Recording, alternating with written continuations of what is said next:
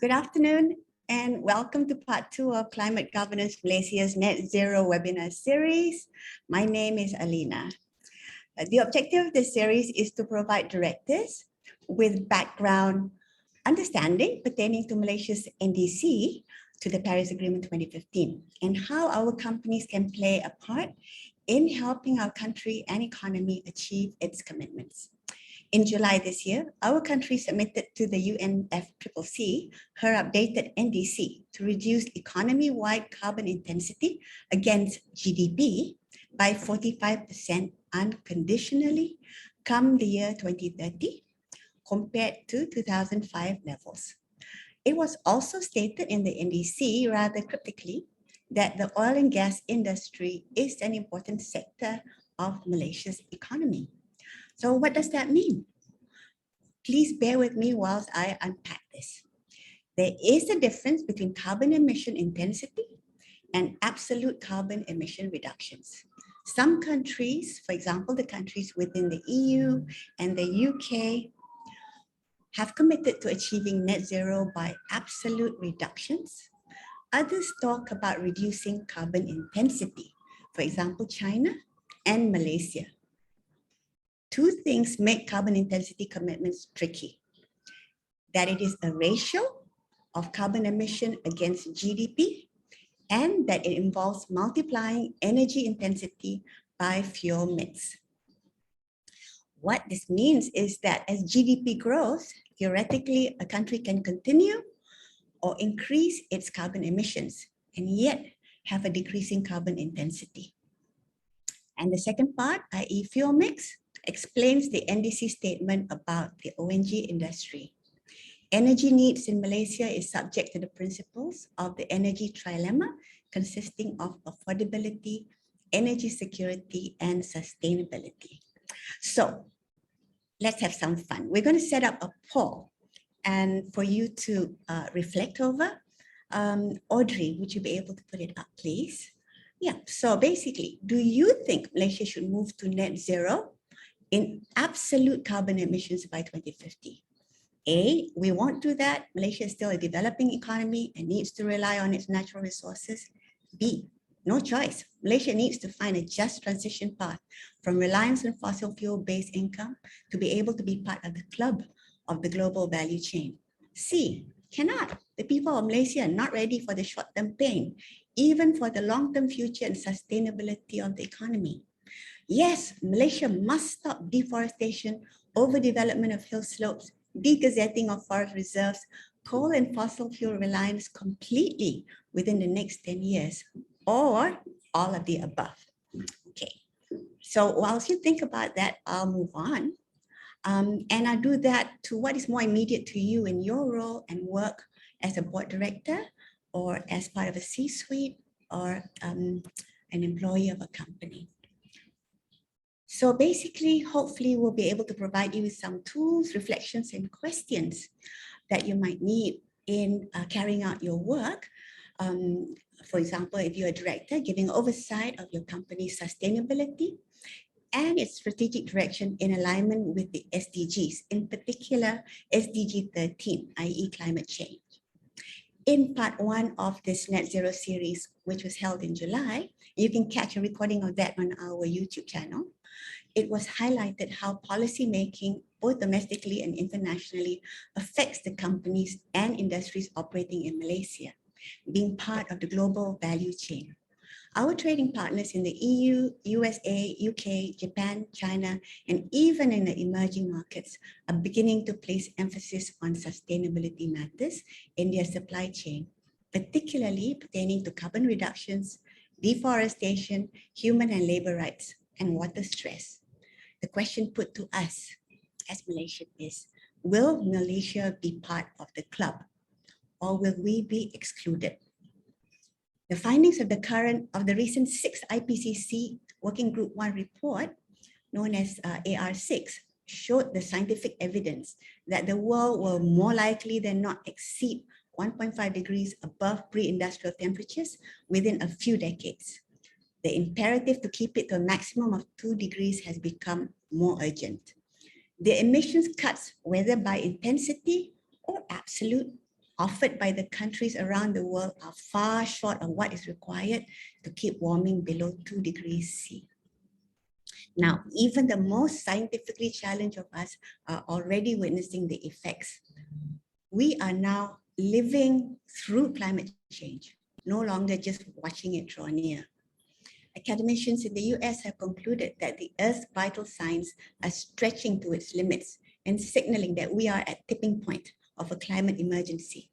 A surge in climate-related disasters, devastating floods, record-shattering heat waves, extraordinary storms, and wildfires tell us all this without needing complicated satellites and computer algorithms. China typhoons in August posted the latest supply chain threat to the global threat. From August to December later this year, 16 to 18 typhoons are forecasted in the North Pacific and South China Sea, with 4 to 6 expected to make landfall. The National Hydraulic Research Institute of Malaysia, NARIM, which is an agency under KETSA, has not yet downscaled the ramifications of IPCC's AR6 for our country. But based on AR5 alone, they found that it meant that a worst case scenario is that by 2100, the sea level rise around Peninsular Malaysia would be about half a meter. The worst being Sabah, which is a meter. Sarawak is 0.63 meters. The monthly rainfall increase by 2050 will range between 59 millimeters to 150 millimeters. And the annual mean surface temperatures will be between 1.5 to 1.7 degrees C. Now, what does this all mean? In combination, not only will total rainfall increase, the intensity per minute is also going up. With increasing urbanization and lower retention capacity of soil catchment, the long-term effects will mean increased flooding occurrences, storm surges, and increasing soil salinity inland up to 10 kilometers. What does this mean to Malaysian businesses? Some are making heartfelt and honest commitments to net zero targets, others less so. Malaysian businesses must be ready to manage the physical risk of doing nothing and the transition risk of taking adaptive actions. Ultimately, it depends on the conscience of the directors and the senior management of the companies concerned, how they would balance profits against people and planet. What is the right thing to do? Bottom line, seeing the writing on the wall, it is incumbent on us as directors to ask management, what is the true cost of not decarbonizing to the business in the next 20 years? No doubt, the scale of obstacles is enormous, and the question of capital investments loom large over companies. Also, in the era of pandemics and cybersecurity threats, water issues and geopolitical tension, how to prioritize? And more importantly, where are the opportunities? Okay, Audrey, do we have the poll results yet?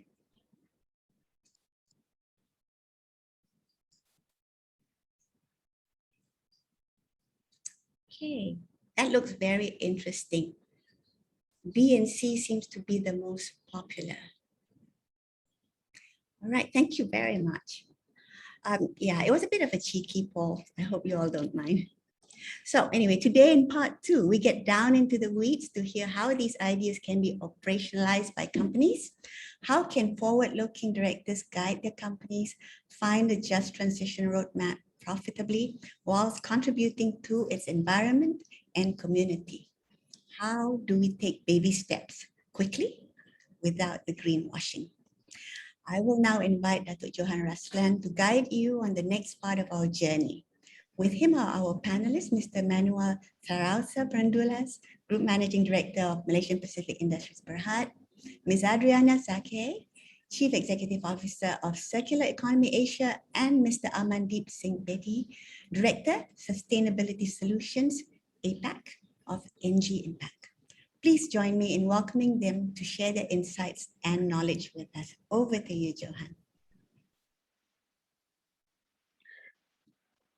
Thank you, Tunku, Alina, for that great opening. What we will do next, ladies and gentlemen, is to hear from our 3 expert speakers in turn. They will speak for 10 minutes each, and I will then kick off and moderate a Q&A discussion around their points. We will end the overall thing at 2 p.m., and I hope that suits everybody.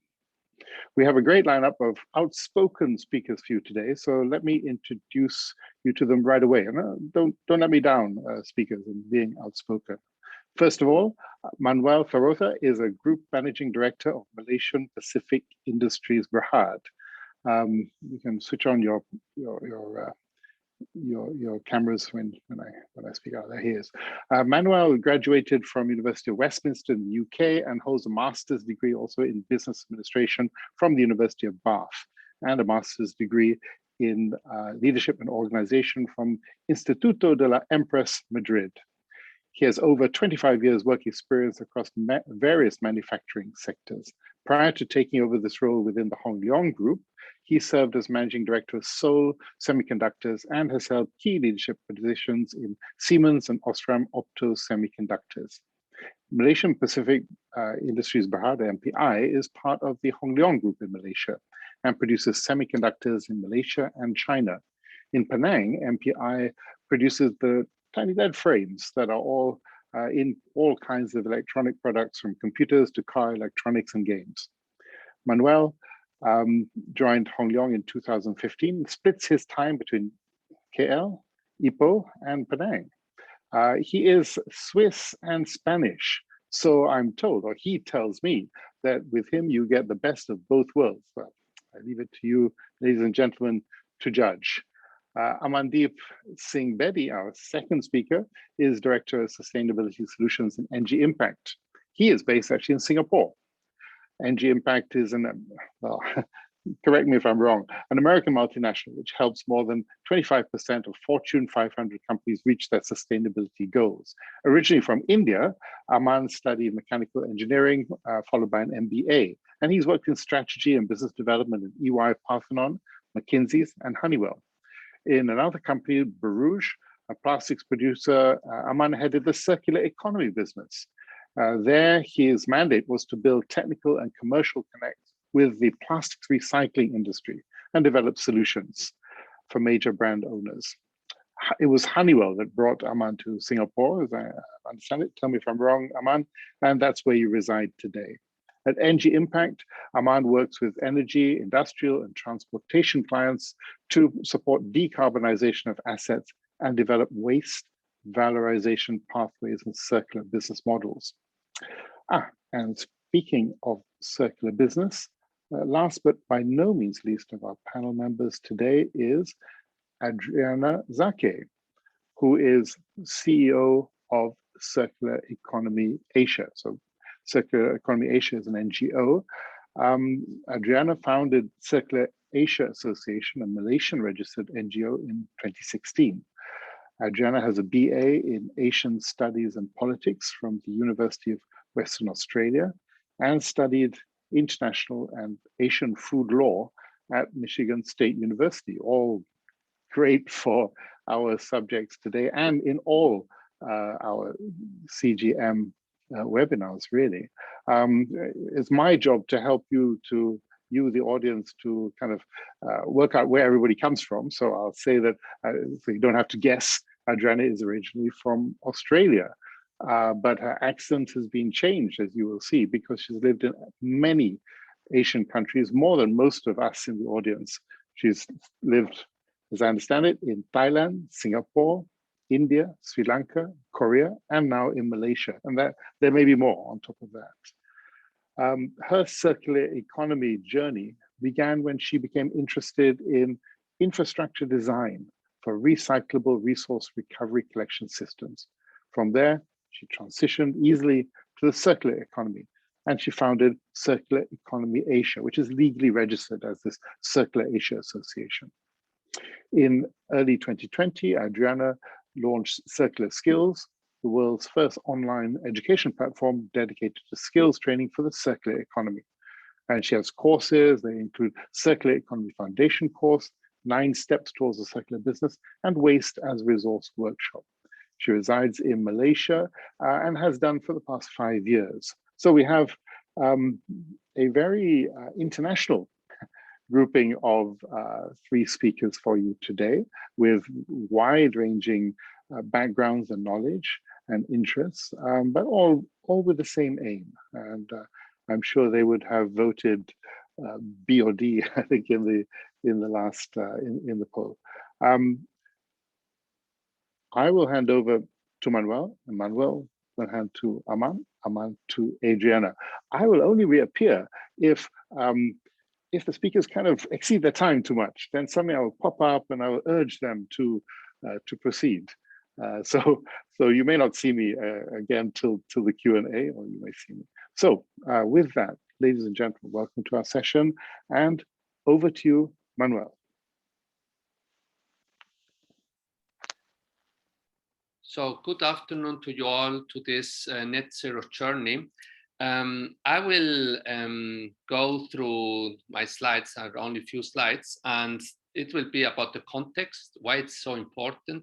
I will speak about the initiatives, so what we have done in Malaysia Pacific Industries, and about our summary.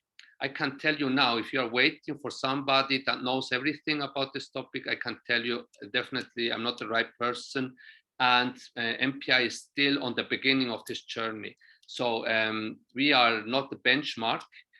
We have done a lot of things, and I can only tell you it's hard work. It's sometimes very big frustrations, and we are only on the beginning. And I will put you over what we have done and learned. But I'm sure there are lots of other companies that are doing better things. We are trying to do our best and still on the beginning. Okay, so the context, why it's so important to pay attention to sustainability environment. First thing is we are in the semiconductor industry. So I don't know if you know, we are based in Ipoh. We have also in Penang, a factory, and also in China. And important here is we are doing a lot with companies that are around the world. Our customers are outside of Malaysia.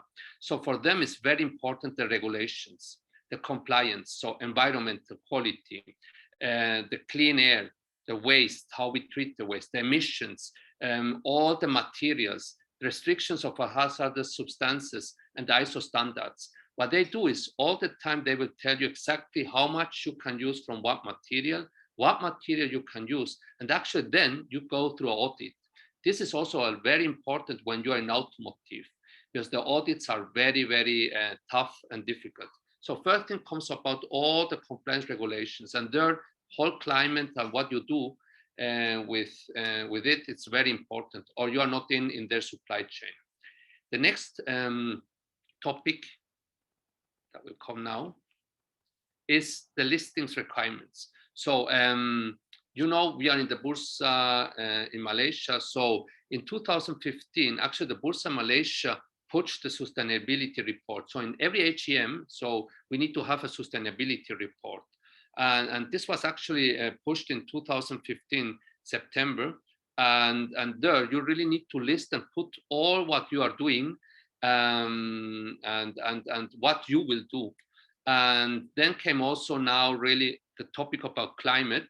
And you also know that FTSE4Good is also very good that you are in.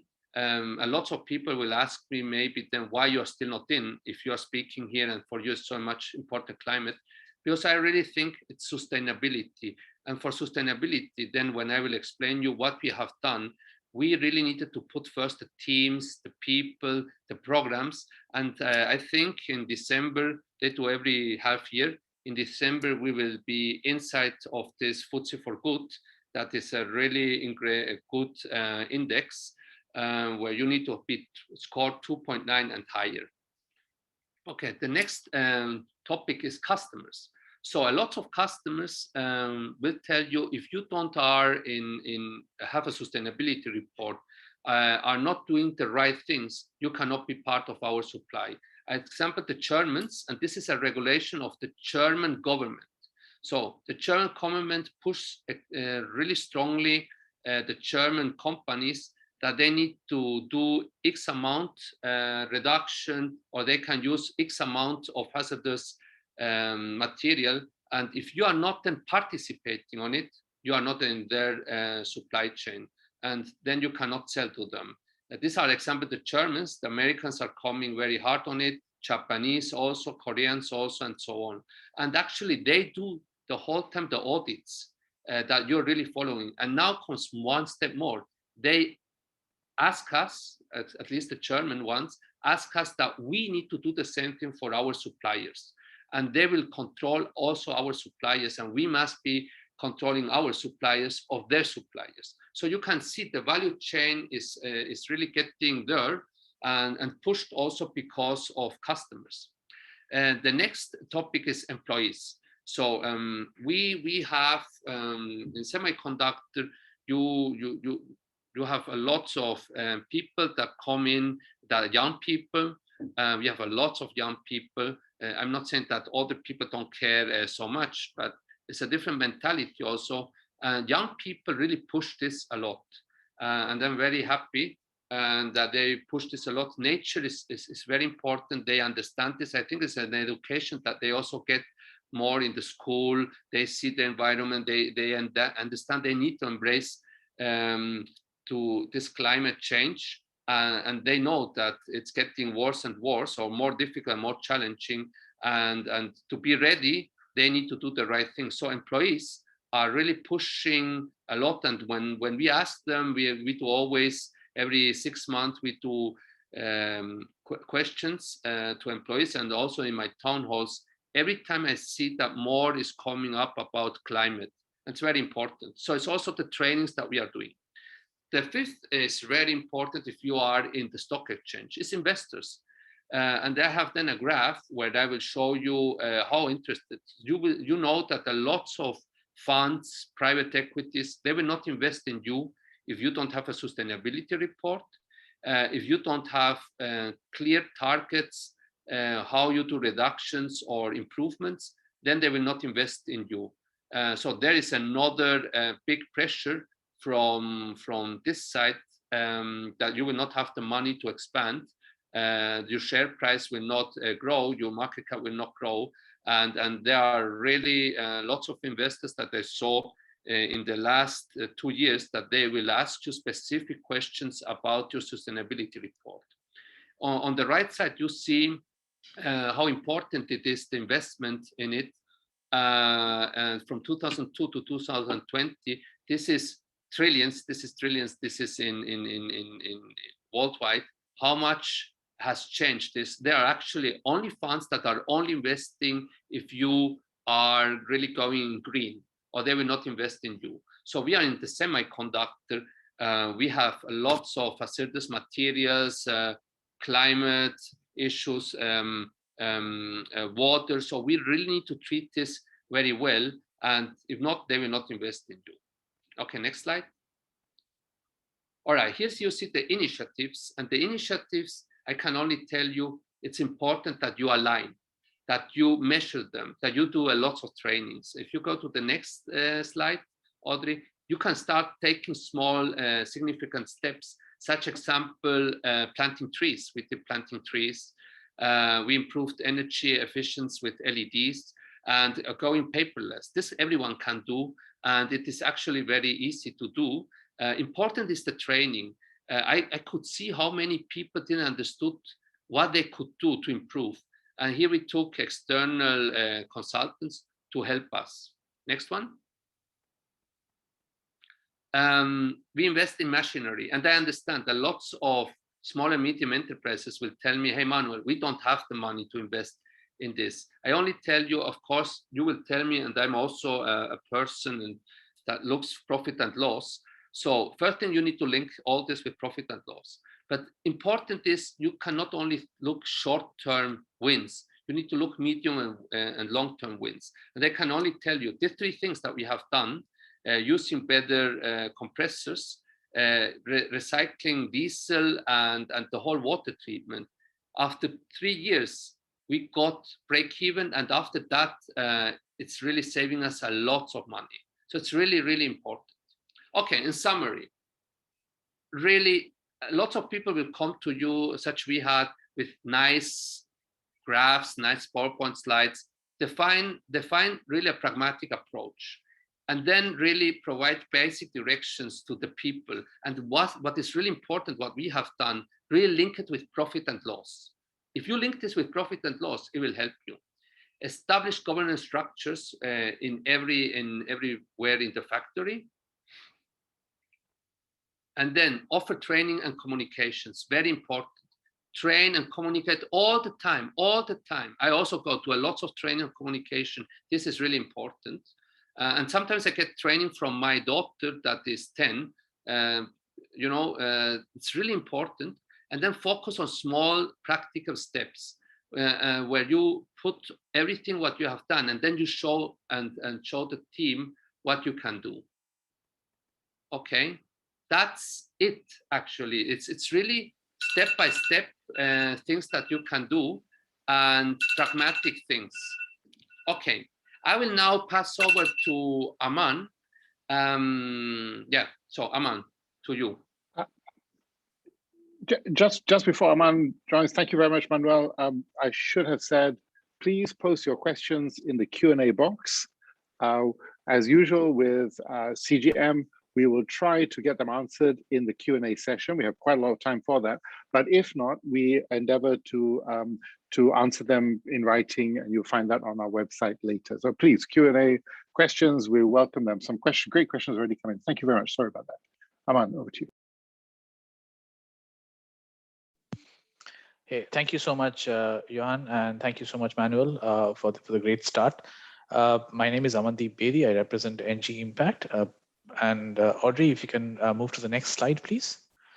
So what I wanted to do was really take the opportunity to help everyone just get aligned on a whole host of terms that you might be reading about. You hear of all kinds of targets that are being set. And what I've tried to lay down is really a summary of what these are and what they try and mean. The simplest targets are really renewable energy targets, which focus on scope 2 emissions for companies. And you'll see that people want to talk about how they want to have 100% renewable energy sourcing by a certain time frame. The more prominent one you'll see here is 2030, 100% renewable energy. There's also something that you hear called, which is carbon neutral, which is basically saying that you will balance the company's emissions using some actions, but a lot of it through offsets. And this is more popular with companies that are really more scope 3 heavy or more service industry, where it's very difficult to really reduce emissions significantly through your initial actions. The third is really a reduction targets, where someone says, I want to reduce my absolute emissions by a certain percentage. You can look at Intel as an example, where they've made an announcement of 10% reduction by 2030. That's one kind of target. The other more common that you will hear is a net zero target. It's still the taxonomy about how targets are set, etc. Is still not consistent. But net zero broadly implies that you reduce your emissions as much as possible through technical means, through your changes in the business approach, changes in business models, and then really try and find a way of offsetting the remaining that you cannot really take care of. That's the definition of net zero. Beyond net zero, some companies like Microsoft are actually setting climate negative, negative targets, or climate positive or carbon negative targets, which is really saying, we will do more than what we produce. We will actually be negative, and that's a much more different level of ambition. Now, you might have also heard of science-based targets. Science-based targets are in line with the global carbon budget for offset, for emissions, and they don't really encourage a lot of offsets. Now, within all of these sort of so-called target-setting standards, from a perception perspective, I think science-based targets have the most positive perception, simply because there are no fine prints associated when you talk about science-based targets. While the other approaches, in spite of your intent, there's always room to wiggle around, to play, and therefore, to a more serious audience, the science-based target is seen as a much more, stronger ambition and a much more committed ambition than the other ones. But it's all really, it's not only just the ambition, but it's also really how you follow it up with your actions as a company when you look at that. Now, what I want to talk about is really why is target setting important. And Audrey, if you can move to the next slide, please. The benefit of target setting, for companies that are facing their clients, their regulators, and co-investors, is really to bring in more accountability. Once you start setting targets, there is a notion of who is going to do what, how are we going to reduce these targets, how are we going to make people accountable to do this, and how will we enable this thing. Because it's not about just setting a target on someone, it's really saying, do we have the right sort of enablers within the organization to get this done, to meet the targets. Okay. And for external stakeholders, it increases visibility for their actions, because you are now starting to report these targets in public forums. So it sort of just makes it could be seen as a positive reinforcement of the actions that you're taking, and it could be seen as things that your customers, your investors are actually looking at more actively as they work with you. The second thing is to really communicate vision and progress. As a company, do you want to be seen as someone who really doesn't have a viewpoint on climate emissions, or someone who's seen as someone who really doesn't do anything? I think we all don't want to be seen in that category. And setting a target is the first step in telling everyone in the ecosystem, telling your employees, telling your suppliers, telling your customers, telling your investors that this is something that is a serious topic on your agenda, and you're working towards something. So it sort of sets the context for your actions. And of course, it is also a tool to drive your company's growth, because it helps create the innovation engine for you to really start thinking about how do you minimize your energy footprint, how do you minimize your waste footprint, what can you really do in conjunction with your suppliers as well as your customers to really make an impact. And of course, we feel that it also has a positive financial impact on the company. So how should you go about setting targets? I assured you in the first page that there is a whole list of choices, and not each target setting choice is apt. You can't make a generic target and really use it. So a target needs to be set in the context of really the feasibility. So you really need to understand, if I set this target, what are the technical considerations that this target really asks me to take? And as a business, do I think I have a roadmap to get there? So simple thing could be,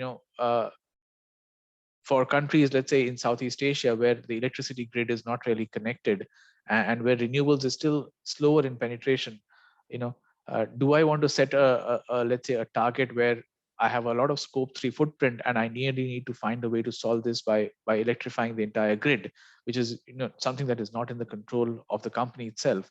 So we really need to understand, is a specific target, let's say a science-based target or net zero target, feasible in the context of the business that you have and in the context of the markets that you operate in. That's very, very important. The second is really industry positioning. When you talk about a target, you will always be compared to your peers. For someone in the technology industry, you will always be compared to, let's say, what a Microsoft is doing, what an Amazon is doing, what a Google is doing. And therefore, you need to be very, very clear when you set a target, how do you want to change your reputation or your perception compared to the rest of the peer group? Okay. And would you want to be seen as a leader, as an aspirer, or someone who's making sure that they're just in line with the cohort of industry peers that you belong to? So you really need to understand, how does peer benchmarking impact the decision that you make towards target setting? And finally, it's the most important part is really putting your money where your mouth is to say, if I set a certain kind of target, basis that target approach, what kind of resourcing is required? What kind of human capital investment is required? What kind of financial capital investment is required to really execute the target? And really, do we see as a business the ability to invest and commit the level of resourcing that is required? And a combination of all these three can really help you understand what is the right or the most apt target setting approach for you as a company. Next page, please. Now, if you look at decarbonization as a process, and really how do you do it, you of course start with the total emissions baseline. And the first and the foremost is really finding ways and means of becoming much more energy efficient as a business. And there is a classical set of levers that if you have a manufacturing facility that you can put on site, okay. Then the next step is looking at renewable energy. Can you really buy renewable energy from your grid, or do you have the option to add more renewable energy sources in the operations that you have? That's the next one. The third one could be hydrogen or green fuels. Let's say you have a lot of biomass. Can you convert the biomass as a viable fuel that helps you reduce your overall energy consumption because you're now valorizing your waste? And is it a net carbon positive situation that you're able to send out less carbon dioxide to the atmosphere by using your own fuels? So a fuel switching could be one thing. The other technologies around hydrogen, carbon capture are much more relevant to companies in the oil and gas and the energy utility space because of the sheer size of the footprint. And then in the last is really how do you manage the gaps? Is it by buying offsets? What other measures that you can take as a company to cut down the gaps as much? But as an industry participant, our recommendation and our approach is always to first try out what you can do on site through your business, and offset should be really the option of last resort, because it's really seen in the market as buying your way out of the solution problem and not really doing enough to solve the problem. So it's very, very important that you do that. There's a whole list of on-site sustainability solutions that you can use, including solar, electric vehicles, storage, and things like energy efficiency increase through Internet of Things solutions, smart sensors, etc., that can help you really manage your own energy much better. Next slide, please. I think what I'd like to lay out is a quick example of how we worked with a certain company in the manufacturing space to become carbon neutral. Now, in their case, they were very clear it was carbon neutrality they were going after, but they really wanted to identify what were the energy efficiency and basic improvement measures that would come in place. So what we started off was with really conducting a baseline audit to understand the energy supply and demand and what options were existing to one, improve on the demand, which is energy efficiency measures, and then also on the supply to look at what kind of green supply. So in this case, the plant had biomass, which could be basically used as a substitute fuel. And then we arrived at an optimal combination of what kind of investment is required, what kind of equipment capacity is required to really help get there. So I think prima facie, the benefit that the client saw was really a 32% improvement in energy savings, which was an immediate cost benefit to the business, which I think helped pay for some of the investments. And then it helped the client really have a clear view on how much energy offsets, other measures would be required to become carbon neutral, because that was the pledge that they were working towards. I think I'll like to summarize my points here on target setting as an approach, is to really say that choose an emissions target that best fits your business and market context. So don't really go after anything. It has to fit with you, with your business needs, because it's finally your target and something that you need to deliver. You have to be ambitious. You can't set a sedate target that that is very doable and not very ambitious, because the market will catch on to it. The third thing is really to start with a roadmap of projects and initiatives, and then focus on implementation and accountability. The key really is, the third point is, do you have the resources, and are you able to put in a clear plan with support to try and drive execution and accountability of the projects that you're working on? And the final thing I'd like to leave is that the market for solutions is changing rapidly. No one really thought solar would be so affordable so quickly. So therefore, the suggestion is to keep reviewing your targets and to keep reviewing your roadmap to make sure that you're able to capture any positive trends in technology that can help you decarbonize much more effectively and reduce your reliance on real offsets or other solutions which are on site. So I'd like to thank everyone for the opportunity to speak here and pass it on to Adrienna. So thank you so much. And it's great to be part of this great panel of professionals who have been talking to you about climate change. Now, I guess many of you are expecting me to talk about the circular economy, but actually I'm here to talk about business opportunities. And today's topic, because there are many opportunities within the circular economy, but today's topic of opportunity is remanufacturing, which is considered part of the circular economy. But the first thing I want to do is set the foundations. Now, you heard earlier in today's talk on nationally determined contributions, or NDCs. And that actually provides the framework for governments to be able to set policy and eventually legislation or regulations in regards to climate change.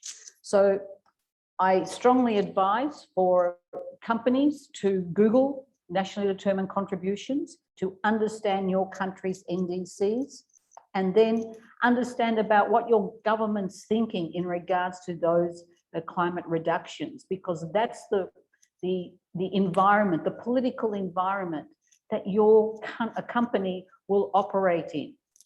So in regards to in regards to remanufacturing, for example, remanufacturing is a great business opportunity. It can be a great profit driver for many manufacturing companies. Some companies it has proven to be their greatest profit division. It also can be included in your ESG reporting. But one of the key takeaways that I want you to go back to the previous slide, please. One of the key opportunities that I want you to, one of the key takeaways that I want you to understand from my talk here today is that the language of business is now forever interlinked with the language of climate change, sustainability, and the circular economy. There is no differences. So the language of remanufacturing as a business opportunity is interlinked with resource productivity, energy efficiency, material efficiency, and also reduces CO2 emissions, because renewable energies will not be enough for any country to be able to meet their targets, their climate targets. Next slide, please. So remanufacturing, it is part of the circular system. Actually, remanufacturing has been around for quite a long time, but we do call it part of the circular system because of the fact is that the attributes that it has in regards to material efficiency and climate and energy efficiency is well known. But companies, it's about keeping your company profitable. And so the things that you need to be thinking about is your workforce. If you're going to seriously consider setting up a remanufacturing division in your company, then you need to think about workforce. And if you see my slides, you'll see two logos at the bottom. One is a Circular Economy Asia, the pink one, and the second one is Circular Skills, because I'm a firm believer that we will not meet. That's the whole world, not just Malaysia or any country in Asia, but the whole world. We simply don't have the skills to transition to a low carbon economy. So you need to, within your company, you need to be able to think within the skills that you need for your workforce. Customers, of course, everybody likes a lower price, and remanufactured products are famous for being able to offer companies a lower price. But you have to communicate that well, because there's a perception that remanufactured goods are lesser quality. It's also climate friendly. So remember that the language of business is now interlinked with the circular economy, sustainability, and climate change, but you need to verify your claims. So it's all part of your auditing going forward. And also it gives credibility and assurance to your customers that they're buying genuine products that genuinely do meet those climate targets. Next slide, please. So what else you need to think about? If you are a manufacturer and you're thinking about setting up a remanufacturing division, one of the key things is that are your products that you manufacture designed to be disassembled and reassembled easily and economically? And if they're not, then you're going to have to go back to the design drawing board. But you're in good company. There are many companies around the world who have all gone down that same path. Remanufacturing is a huge growth industry, especially now. It's becoming much more viable and credible and proven that it adds true value for companies and customers. But sales and marketing, are they aligned to sell and promote remanufactured items? So you really need to think about your internal operations and how you convey that message. And revenue versus profit.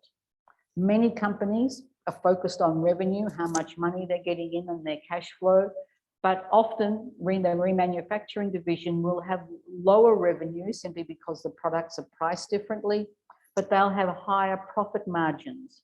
So in your company, you really need to think about working closely with your accounts department so you can keep track of the profitability of your revenue, of your remanufactured division within your company. So next slide, please. Mine's a very short talk. Again, as I said in the beginning, it's all about change. It's all about how we understand the future, how the political framework that you will be working in and going forward. And if you don't understand this change, you will not survive. And I'm not sure how many of you know Mark Carney. He's a Canadian guy who worked, he was the governor of the Bank of England, and he now is a special envoy for the UN working on climate change. And he said that the greatest commercial opportunity of our time, and he's completely right, but you have to capture that opportunity and you have to truly understand what the environmental opportunities are, the political environment that you're working in, the policies that your government will be enacting in regards to meeting their climate agreements through their NDCs. And it's also the customers changing. Manuel spoke, quite a lot about how his customers and the market is also demanding that companies meet sustainability and ESG reporting targets. But Mark Carney also said something else very important. He said that industries and sectors and firms that do well during this process and are part of the solution will be profitable, but there were ones that will lag behind.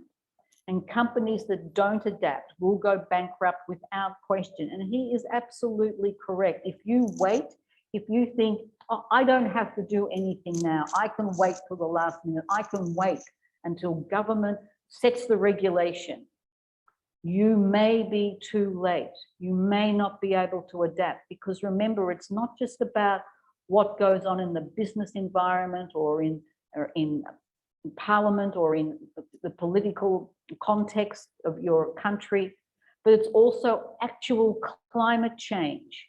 Will you be able to operate in extreme flooding? Will you be able to operate in drought? Will you be able to operate if your staff can't get to work because of flooding or there's no water? These are very serious issues that you will need to consider going forward. And if you wait, if you don't understand the context of what you're working in and going forward, you will not survive. So it is all about change. But again, I stress it can be very positive, and there can be a lot of opportunity and commercial opportunity. And those companies that understand that and are forward thinking, they will do well. But again, I come back to skills training, and Manuel said that also very well, that he had to train his staff, he had to bring his staff on board this. And this is very critical to be able to include your staff in the decision making, because they're the ones who are going to be actually executing your plans to be able for your company to become a long-term adapter and survivor as we move forward into climate change. So that's it. Thank you very much.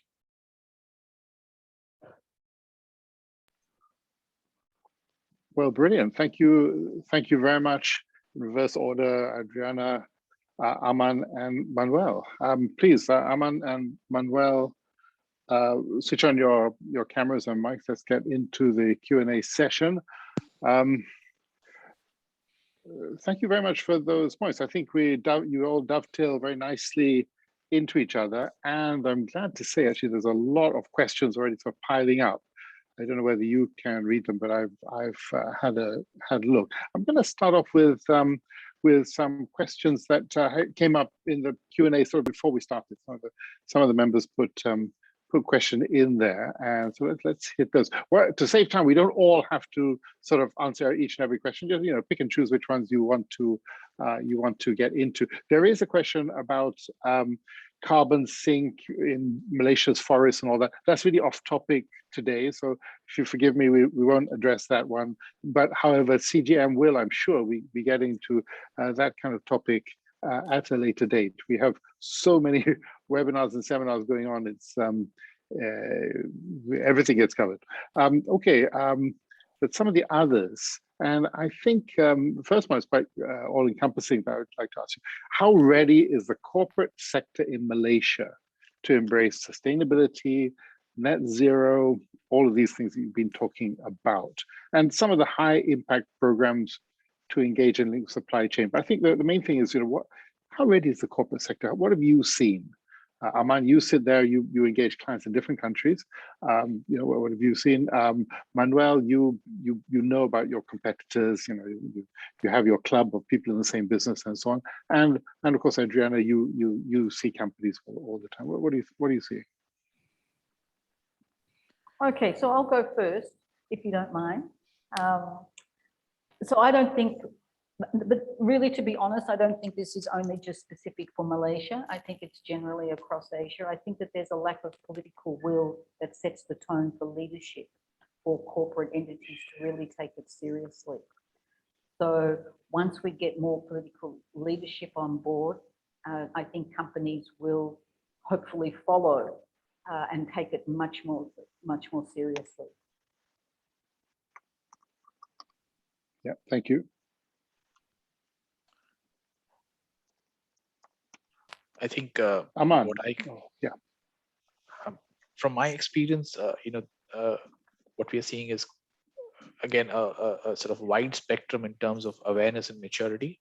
I think what is positive is that companies have already started looking at reporting the numbers, which I think is the first step to taking action.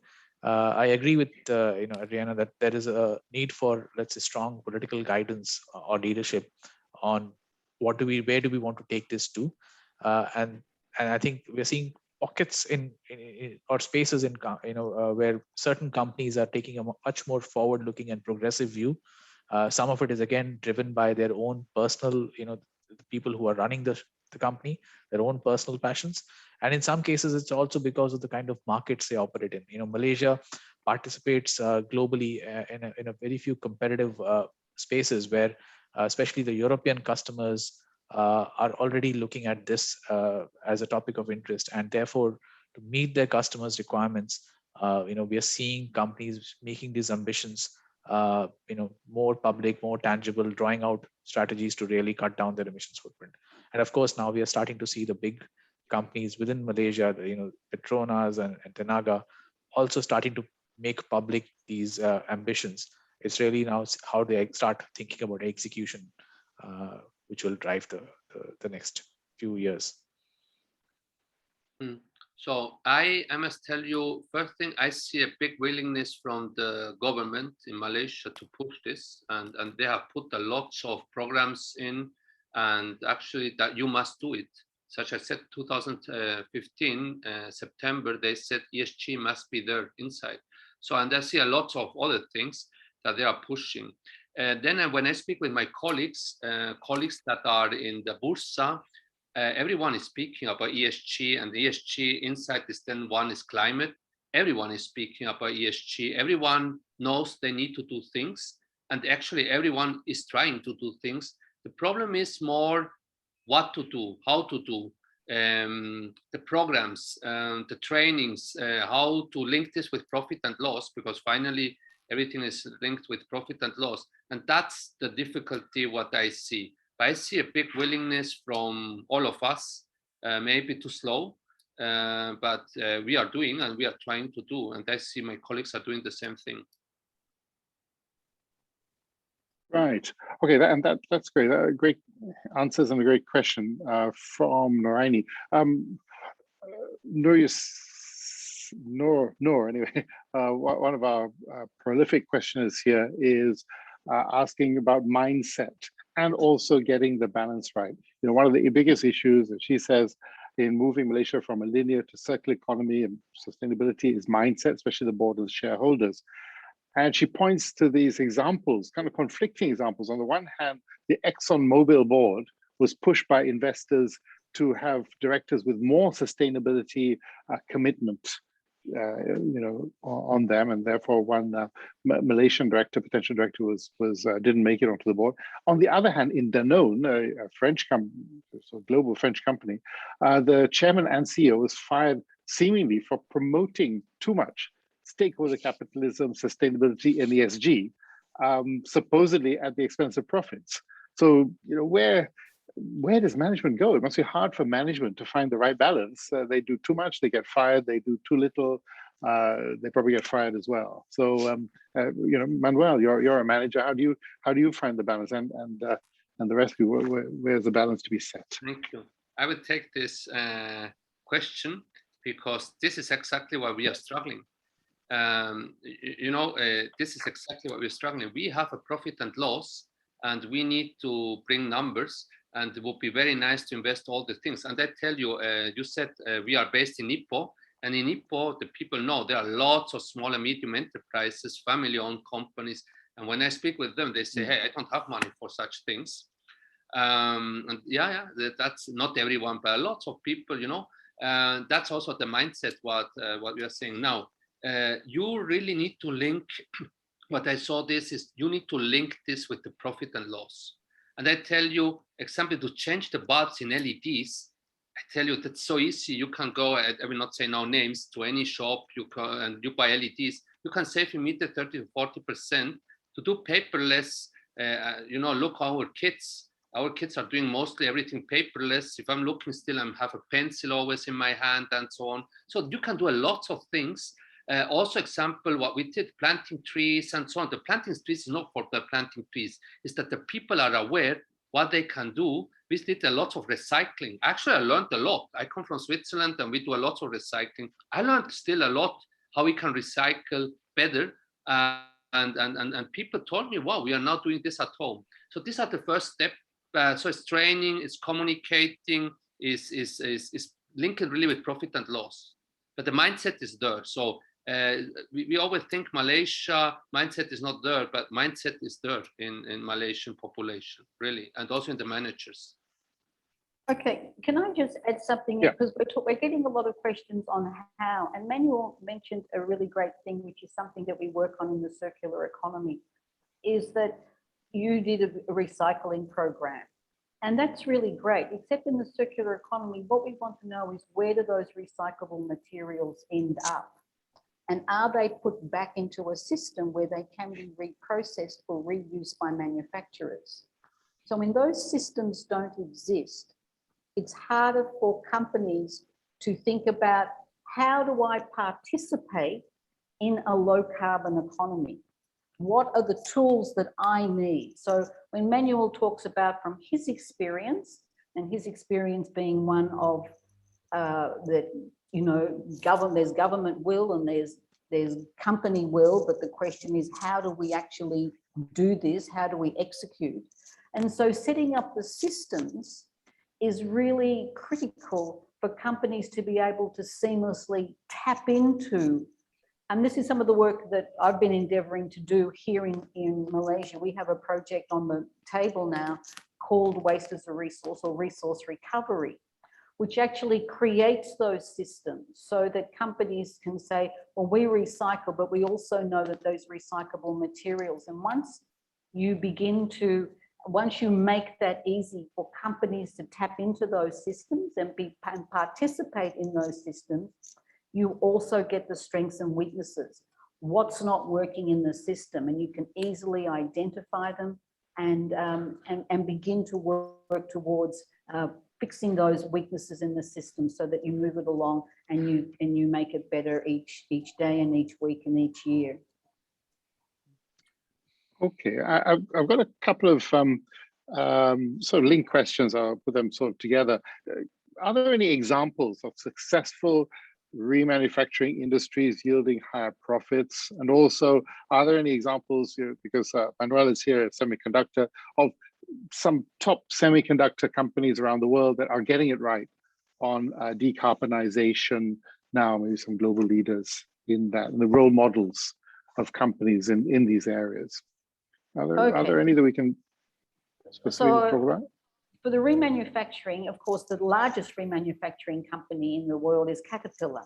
Caterpillar that makes agricultural equipment, and they have a division, and they're an American company. They have a division within their company that is the most profitable division. And apparently last year, I was talking to a remanufacturing expert late last night, $5 billion that they generated just from their remanufacturing division.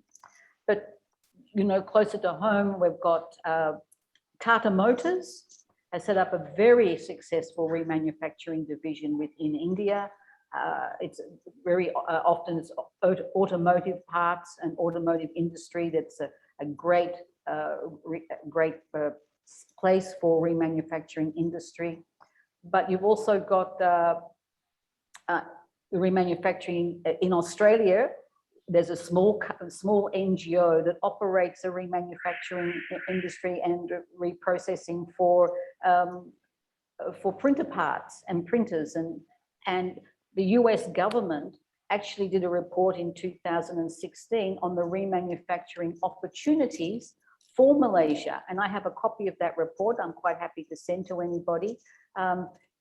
So it's a very basic report, but it begins to identify, you can, the aerospace industry and airline industry, there's a great opportunity for remanufacturing. Boeing, these companies also have remanufacturing industry. So remanufacturing can run the gamut from medium-sized companies and small companies all the way through to large multinationals.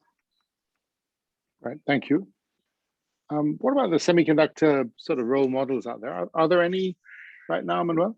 Yeah, so first of all, I would like to say everyone is trying to do the best. I really see in semiconductor, because everyone is really putting a lot of new equipment and new ways to do the things to be more efficient, because efficiency also brings costs down. So, you know, if you use less electricity, you have less electricity bill.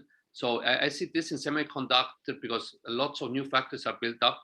They really go to the newest technology and always thinking about renewable energy. Second thing, it's not because I think we have done a good part, but I'm really tough on me. I really think we are far away where we should be. So there's always a lot of things that we can improve. And I will not say specific companies, because it would be unfair to other customers then, and then I will have challenges. But I tell you what, I'm surprised. A lot of Chinese companies are doing a great job. That always we were thinking China, China, China. In the last 2 years, I see amazing things, what is coming from there, from China. Okay, thank you. Aman, there's a question for you, and it could be a great question. Maybe it's not, because I don't understand this question. If you think it's a lousy one, then chuck it out, right? Where is it here? Okay. Thank you for your very concise points. It starts off with a compliment to you. But so, what are your views on current CCUS technology? Are you able to name and elaborate available technologies, blah, blah, blah, that an energy-intensive and difficult to carbon abate Malaysian manufacturing company can look into? CCUS, I don't even know what that is. So thank you for the question. It's basically carbon capture, utilization, and storage. And typically this is something that's sort of evolving as a space, because a lot of the big oil and gas companies and utility companies that burn a lot of fuel are evaluating this. That said, at this point of time, the few promising examples that we've seen are really utilizing the carbon captured from the source and combining it with hydrogen, renewable hydrogen, to really produce methanol that is being used as ship maritime fuel and for chemical applications.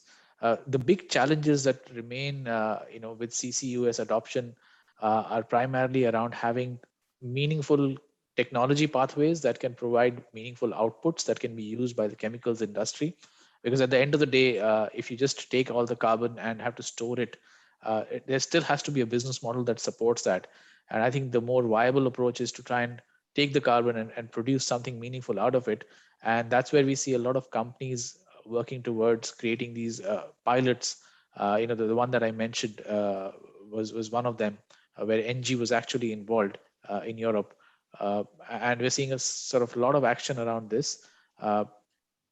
That's what I would say. I think for hard to decarbonize industries per se, you cannot really neglect the role of hydrogen and carbon capture as an alternative, to the traditional means, because you really can't offset your way out of that problem given the scale of the business. And therefore, there needs to be some new thinking on how do you utilize your carbon that you're already emitting, and how do you find a way to replace hydrogen produced through traditional means with more and more green hydrogen. Thank you. There's one, there's not a question, but it looks like it's from a long-suffering Chief Sustainability Officer or something. Thank you for hope your material can help me get buy-in from the C-suite to start the decarbonization of our organization ASAP. Yeah, we hope so too. And I think more of these sessions and things that have been put up by other people are raising the awareness. And don't forget, there's the board as well. A question here from Jennifer on talent and competence, capability, and all that.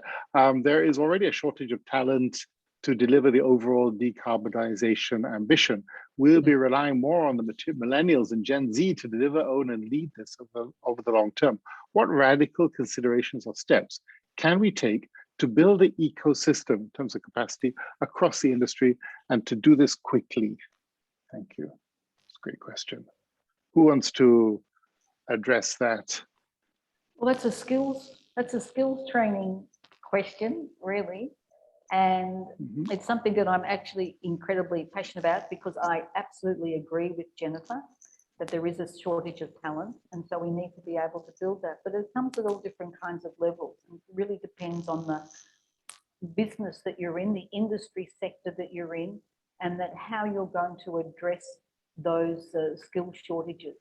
So there are some companies that are taking a really bold step, and like Henkel, who have 130,000 staff, they trained all 130,000 staff across all their offices around the world on sustainability, and that's how they got buy-in. Some of their best ideas were generated from staff in regards to changes that they could make to improve the sustainability of their company or their office in that particular country. So it was a great successful program.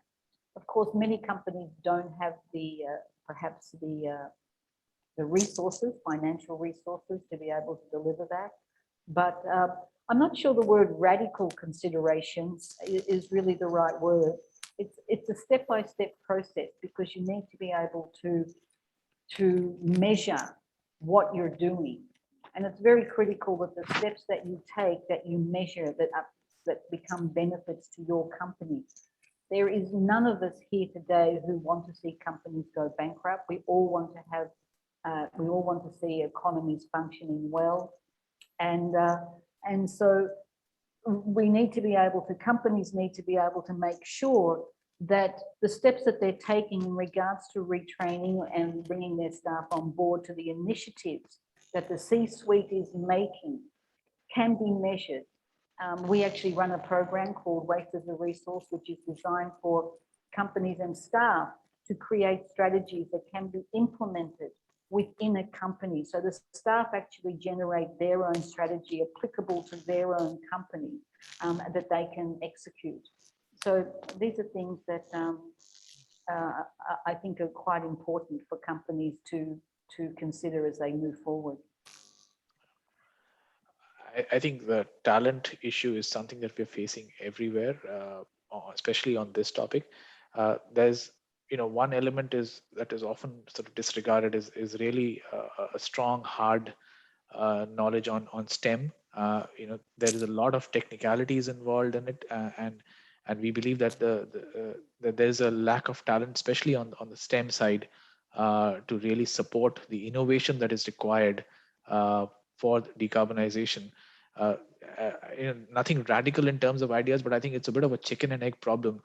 We need to see some demand from the market and I think that's how you can start creating the supply, which means educational institutions start responding to the need for talent, to create courses, to create the curriculum, and then start creating the pipeline of the talent pool towards this. Because I definitely see a lot of interest. We know the number of resumes that we receive of people who really want to work in sustainability is really high, but the number of right resumes is really low, because there's people wanting to do a lot of stuff, but they're not even trained at the basic level to support or to do anything in a more technical way, which is where we feel that ramping up on technology, especially in the universities, in partnership with, let's say, major companies in the space, could be a short-term way to get the engine started.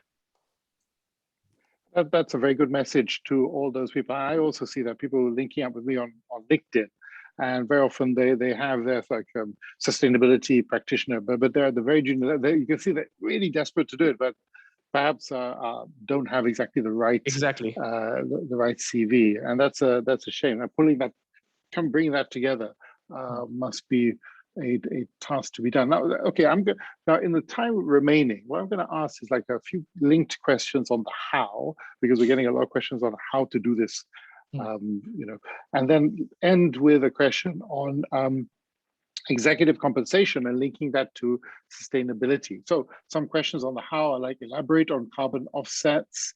Can you share some best practice to ensure that, disclose, no, forget the disclose, we'll do that another time. Besides solar and other forms of renewable energy, what other forms of renewable energy is commercially available and affordable? Besides that, give some specific, examples of your manufacturing. Okay, we've done that. And also, just can we have some more on the how is one question. The need is accepted, but please elaborate on successful approaches. I think you have a lot of managements, what I can see, are being pressed probably from below and from regulators. They know that, and they got the board more and more interested, but they themselves probably don't know exactly what moves to set. They're being asked probably for strategies and plans. They themselves don't know the answers, how to do those. Perhaps that's the problem, or how to do it in a meaningful and profitable way. Thank you. So the how, please, lady and gentlemen. I guess that's a large area to address. The how part is. There's no real easy way out of it. It would be, the easy answer is to hire a consultant, but really is to be. Honestly, it helps my purpose, but it doesn't really help the company in the long term. So, but I think the first really step is a commitment. That you really want to do something, and you have to invest in resources. In fact, one of the other questions that came in is, how do you accelerate capabilities while having universities respond to the courses? There is no short-term fix around it. You either, the classical approach in a business is you either buy capabilities, which means you acquire them through getting people from outside your own sort of industry or your own country. That's an immediate short-term fix, but it's also saying, can I put enough people, my best people on this, to start inculcating some of these skills and really being able to act as champions across the system. That's usually the way I would look at this. Right. I'm a big, Yep. just quickly, I'm a big fan again of systems. One of the things that I've read quite a number of NDCs now, as I work my way through the Asian countries who have submitted their NDCs, and many of them have all stated that we cannot meet our climate commitments unless there's a multi-stakeholder approach. So when a company thinks about how, if I was invited into a company and I would say, and to be a consultant, my first step would be, you cannot do this on your own.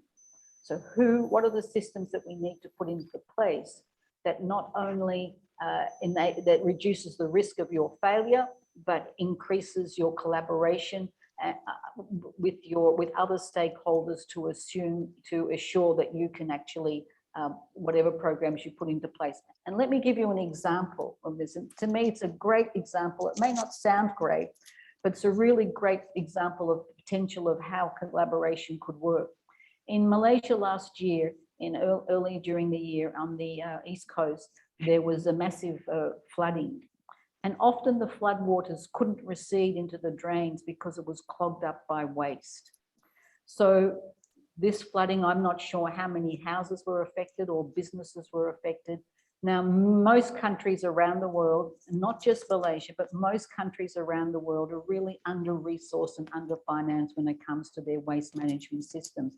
And Malaysia is no exception. So we really shouldn't be blaming Malaysia, but we can put in systems that can actually reduce those risks. So if a company was thinking about increasing the potential of their recyclable resources, what other NGOs can they include in their stakeholder engagement? What NGOs, which environmental NGOs are located locally that can help them in their waste management system collections?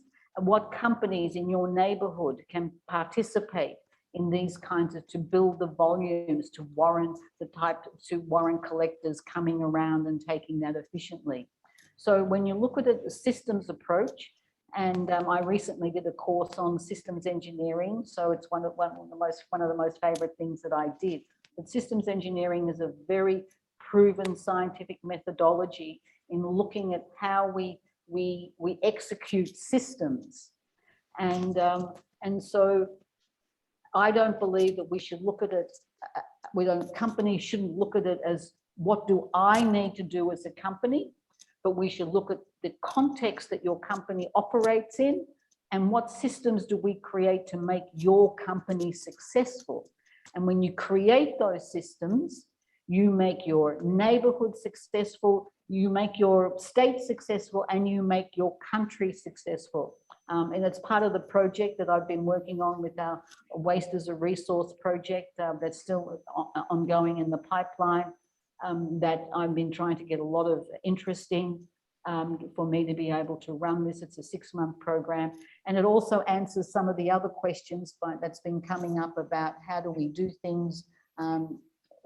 Mr. Kaur or Miss Kaur asked about the white goods. Again, it's about creating those systems and business models that allows and creates more efficiencies for companies to operate in. Yeah, to move to make significant headway, I mean, you looks like you do have to move beyond the confines of your own company. There's only so much an individual company can do to, if you like, save the planet.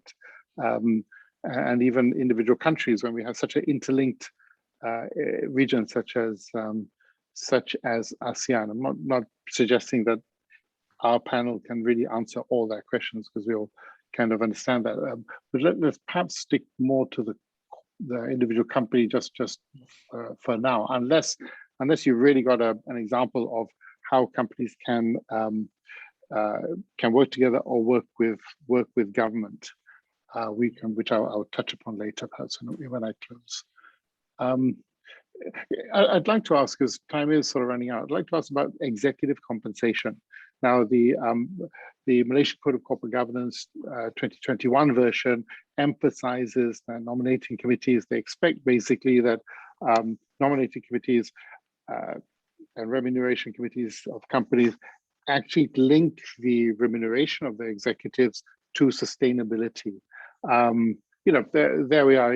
Manuel, you will be either a recipient or a victim of this this new process, and probably Aman will be you know, more applauding this. I mean, how do you all view this? And probably Adrienna will approve of it as well. But you know, maybe we'll start with you, Manuel. How do you view this? Because this is an actual fact. It's going to happen to you as you are a CEO of a listed company.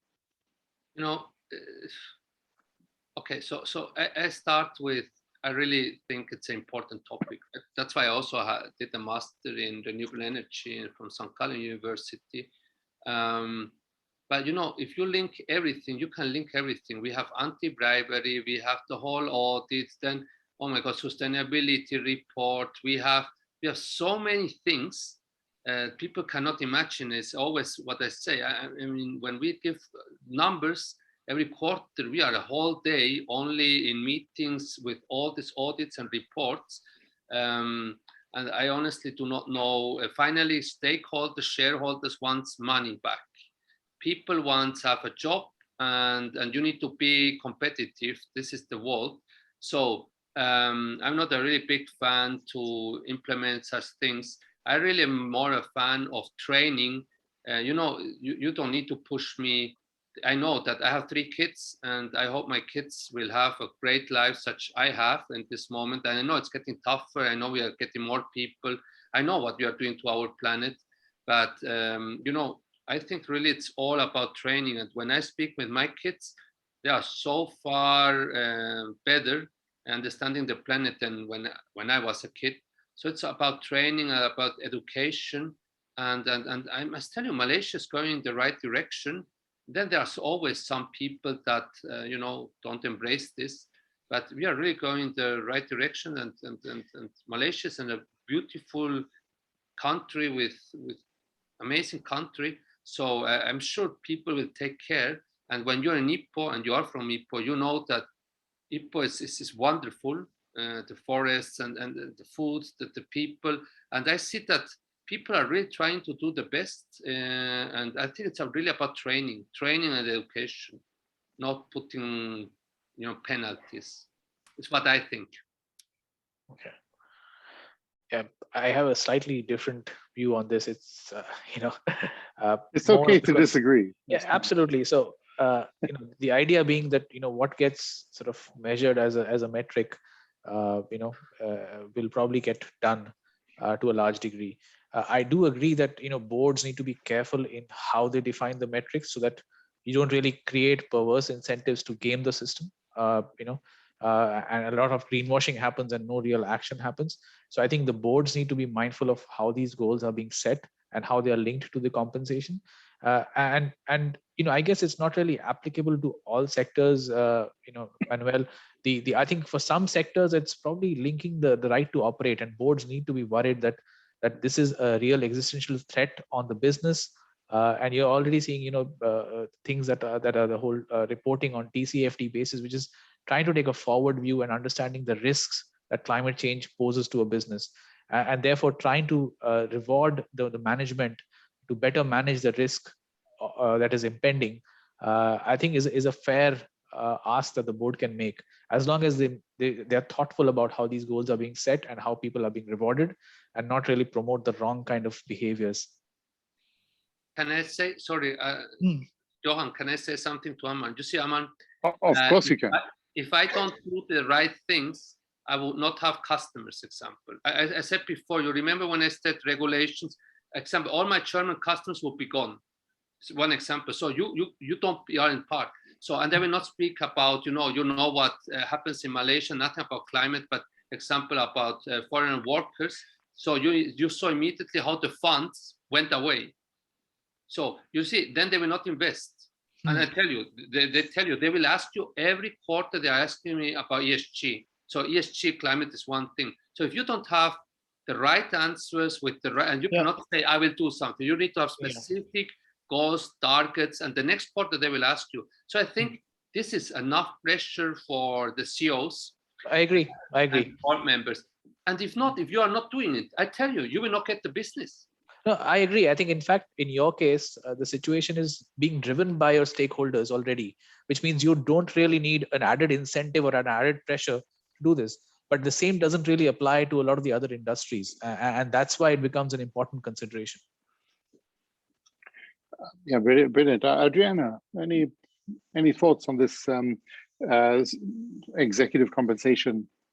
No, issue? I don't. I don't want to participate in executive compensation. You know, my job is to create circular systems for companies to become successful in their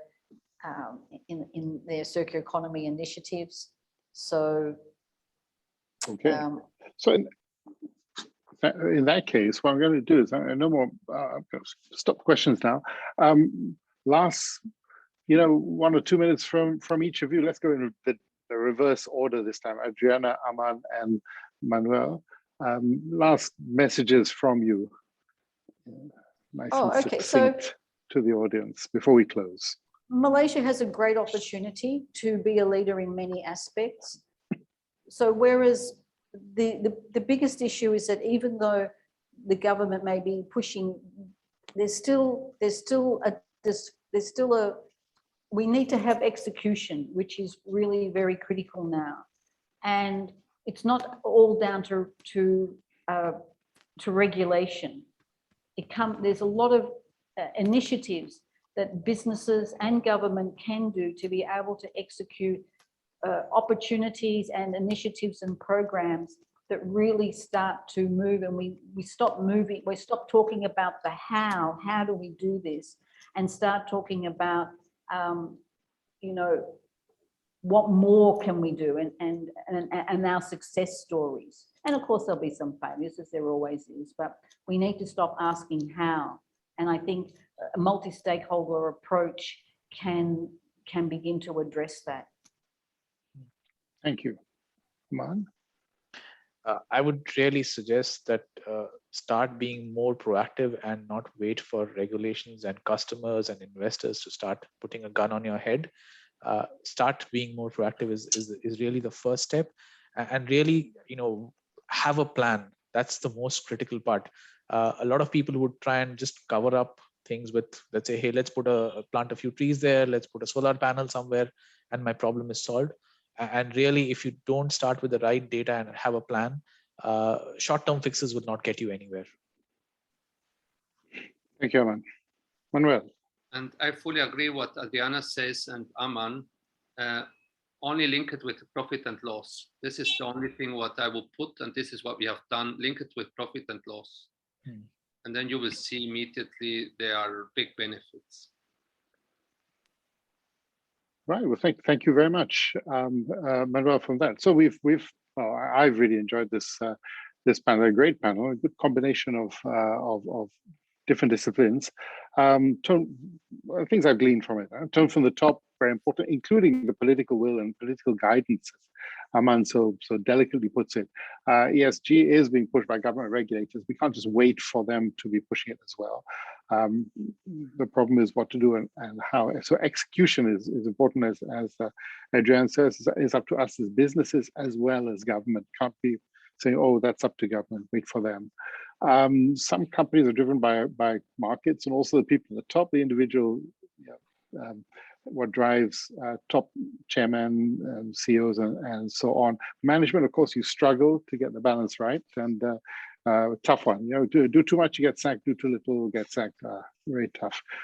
Link it to the P&L account is the answer from Manuel. Always down to the numbers. Remanufacturing can make money. Examples: Caterpillar, Tata, and companies of all sizes. Role models include China, which is always a surprise. China always manages to surprise us. Capacity building, well, training, and again, you can't really wait for the universities and so on to reposition themselves. We probably have to train people ourselves. There's a lot of people out there, aren't there, that we've all come across, but they're probably not skilled, that we have the skills that we want right now, all of them. All of this is important to do, and it can make money, but free, it probably is not free. So your companies, I participated in an ICAEW, Chartered Accountants of UK and England and Wales, seminar yesterday, and a question was asked was, how much of your top line do you think your company will have to invest in sustainability over the next few years? 1%, 2%, 5%, 10%? And nobody knows the answer, but the answers were coming out like around 2-3% of the top line. I suspect that when all this is if it is ever over, when it's over, the next 10 years from now, that may be an underestimation. So these things are going to cost money. And there is an article in a judicial kind of publication they pass amongst themselves that calls all this a license to operate. You know, Exactly. you have to do this, otherwise you're not going to be in operation.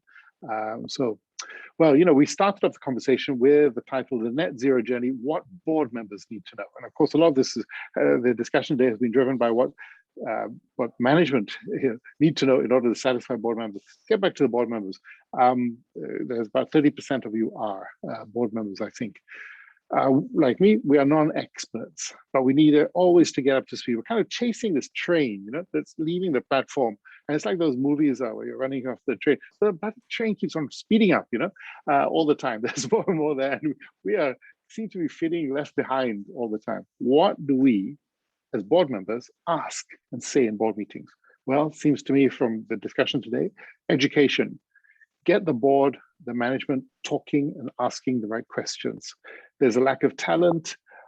People need to be trained. We need to train ourselves. So education is important. Promote dialogue, so discuss it. These questions of balance, you know, how far do you go? Have open dialogue. You know, CEOs like Manuel are waiting to discuss it with you. And board members, you know, don't forget, you're going to be held to account for all of this. So have a proper and robust dialogue. Get all these sustainability, climate, net zero targets into the minutes. That's the board, get it into the minutes, get it as a regular agenda item. So it gets discussed quarter after quarter. Don't forget, you know, your meetings are mainly quarterly. So it's not that often in a year you have a chance. Then move to strategies. So ask your managements to give you strategies. And to get a strategy, first of all, you have to know what the risk that I think somebody talked about at the beginning. What are the risks that our company is facing from climate change? Where is it coming from? Where will it hit us? At what point? When will it hit us? And there are scientists out there, bodies out there that can help you. It's no good coming to board meeting and saying, we are okay. Board members, you need to ask for evidence of some kind. So get those strategies done. Then from strategies to action on the ground. What are the action plans that management is thinking of and working on for reducing emissions? Are they ambitious enough? I think Manuel and all of you mentioned get ambitious targets out there, because don't be pushed later on. Are they ambitious enough? And to do this, can we do it on our own? Do we need to buy talent, as Aman mentioned, or do we have to collaborate, as Adrienna mentioned? So there's a lot to be thinking about there. Education, discussion, strategies, and action. Ladies and gentlemen, I want to thank you for participating today. Thank you for these excellent questions. Sorry if we haven't answered them all. We endeavor to answer, but we're not going to write a thesis, you know, in our thing. There'll be short answers as best we can on the website later. And I want to thank the three panelists, Manuel, Aman, Adrienna. Really great to have had you here. Really great discussion that we've had. Very thoughtful answers that you have given us, not just, you know, glib stuff. This is all getting pretty serious now. So thank you. That draws our session on Net Zero Journey Part 2, what board members need to know, to an end. Thank you so much. But before we go, we're going to play you a little video. I'm going to talk over it like Sir David Attenborough. Before we close the meeting, I'd like to briefly share with you the inaugural launch of CGM's Hornbill Award. Climate Governance Malaysia designed its Hornbill Award competition to promote conservation of biodiversity in Malaysia. We invited NGOs to submit an innovative proposal for biodiversity conservation and give them an opportunity to win 105,000, very exact number, in funding from corporate sponsors. From the many worthy proposals received, we have shortlisted 6 finalists to compete at the grand finale, which will take place during Climate Week New York. Do join us at this event on the 26th September, as shown there, and show your support by voting. So you get a chance to vote and participate in the most deserving project. You can register for the event on our website. We hope to see you there and help. Good to show support to those NGOs as well. They're all part of the ecosystem. Ladies and gentlemen, panel members, Tunku, Alina, thank you so much. We now close our session. See you again soon. Thank Hasta you la so vista. much. Thank you.